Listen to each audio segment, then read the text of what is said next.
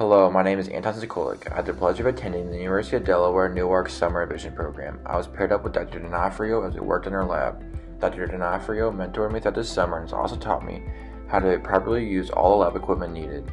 My project this summer was centered around resistant genes for downy mildew and lima beans. I found my work very interesting and something I would like to pursue a full-time career in. This summer allowed me to see firsthand what it feels like to be a researcher looking at real-world problems that are affecting the community around us. This can be seen in my project, such as in 2000, a previous variation of downy mildew was responsible for an epidemic in Delaware which resulted in an estimated production loss of 40% of all the lima beans, which has a farm value loss of about $3 million. This is a big deal since Delaware produces about 60% of all the lima beans for the United States.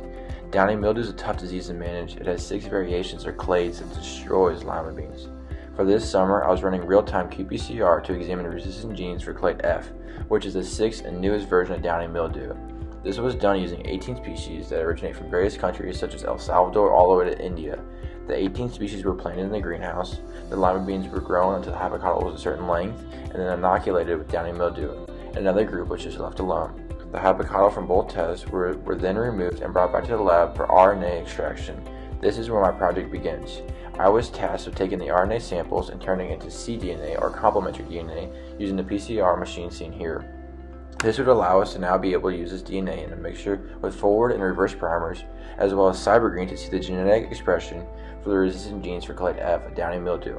The primers were used to see how certain segments of the 21 resistant genes reacted when they were inoculated with downy mildew as well as without.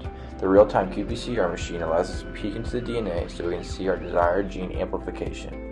It then spits out all the results into an Excel sheet where I can then insert a few equations and organize the results. After running many tests with all the species, I was able to build a bar graph to make a more visual representation of the results as seen here. We used a baseline species to start our comparison. This species was M15. It has shown promising signs for clade F. It was resistant in the Newark field, Georgetown field, and dew chambers. We are looking at the data to see similar species that have similar results to M15. We will then group up these results to test it versus other clades to find the best one to breed into the lima beans of Delaware to fight off downy mildew.